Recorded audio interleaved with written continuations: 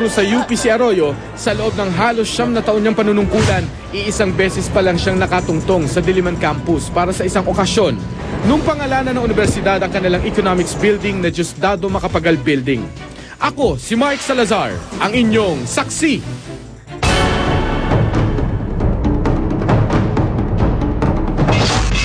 Malakas na testigo ang 2 civilian volunteer na hawak na ngayon ng mga otoridad kaugnay sa Maguindanao Massacre.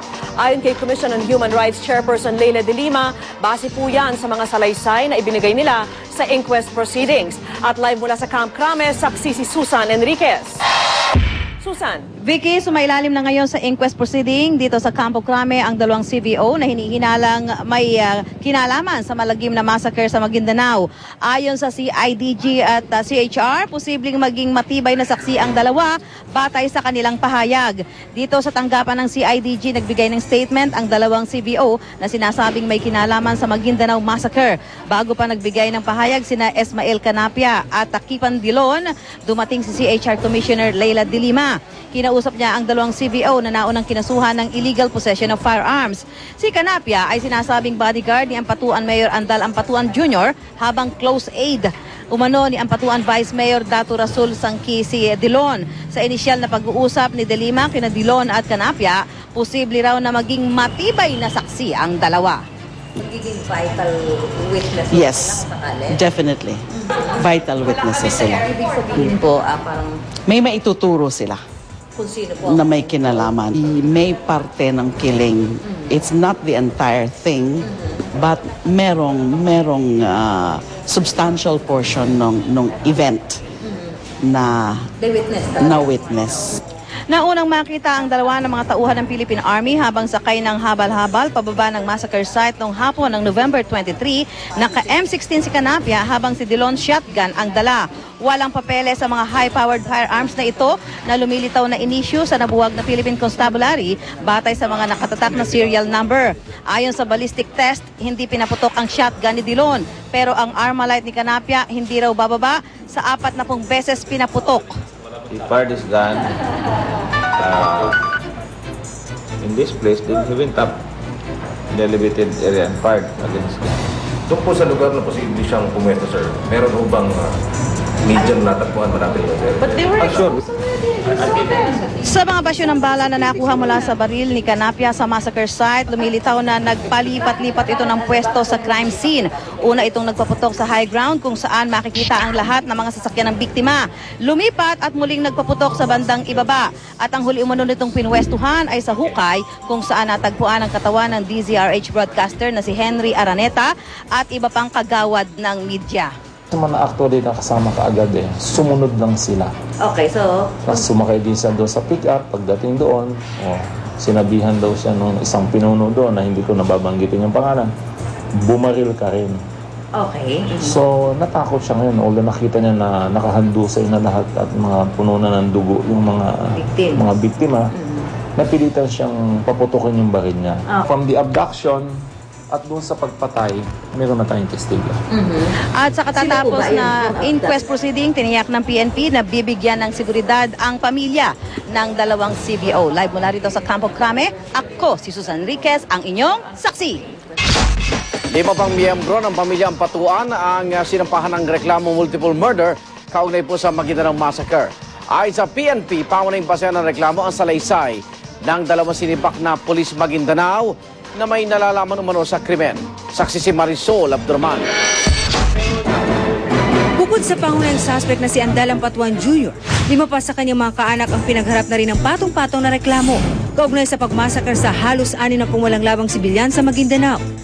Sa referral letter na inihain ngayong hapon ng CIDG sa DOJ, reklamong multiple murder din ang inihain laban kay dating Maguindanao Governor Andal Ampatuan Sr., Dato Ulo Ampatuan, Mama Sapano Mayor Banarin Ampatuan, Salibu Vice Mayor Canor Ampatuan at Police Auxiliary Officer ng Sheriff Abuak na si Tony Kennis Ampatuan. Patong-patong na reklamo rin ang kinakaharap ni na Muhammad Sangki, miyembro ng Sangguniang Bayan ng Dato Abdullah Sangki, Tami Masukat, Tumitimba Abbas, PO1 Abigiyade, alias Commander Berry na isang CVO leader, alias Dahutay na Kafgu at 100 pang John Does. Ayon sa PNP, pangunahing basehan nila ang sinumpang salaysay ni na Chief Inspector Sukarno Dikay at Inspector Ariel Chomon. Pero aminado silang wala pa silang direktang testimonya at ebidensya sa naging bahagi ng mga suspect sa mismong massacre.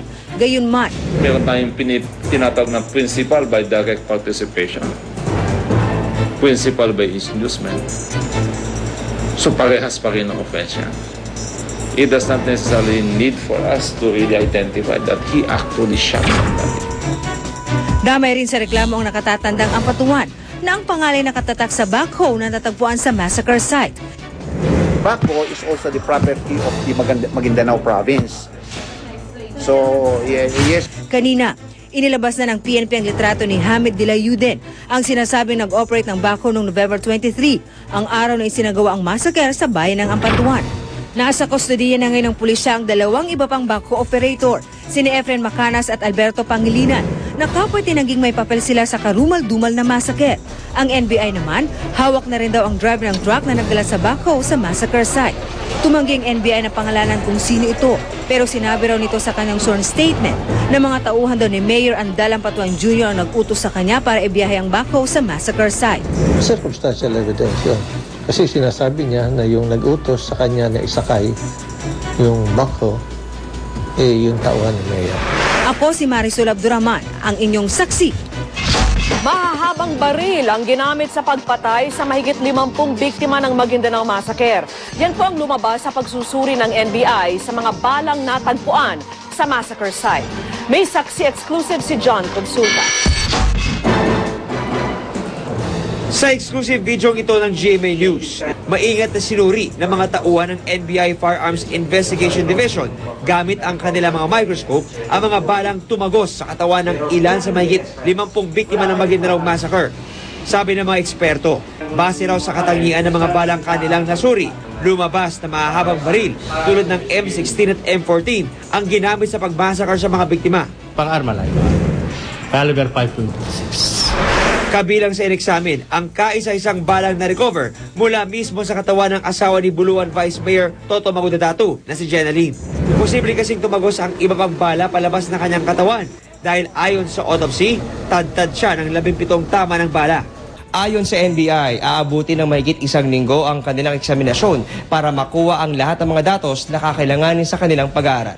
Sabi ng NBI, nasa proseso na raw sila ng pagkukumpara ng mga nabawing slag at masyo sa mga armas na nakumpiska mula sa mahigit 300 kafgo sa Maguindanao. Pag nagmas, doon lang galing, pinutok yung bala sa baril na yun. Nananatili pa rin nasa restrictive custody ng militar ang mga deactivated kafgo sa Kapitolyo ng Maguindanao. Ako si John Consulta, ang inyong saksi. At sama-sama natin saksihan, Harry Potter, may nude scene sa huling installment ng pelikula. Werewolf Jacob ng Twilight series, cover ng Rolling Stone magazine. At alamin ang mga tips sa pamimili ng regalo sa mga bata teenager ngayong Pasko. Balitang hatid, nag-isang liga ng katotohanan. Sa sama-sama nating pagiging saksi.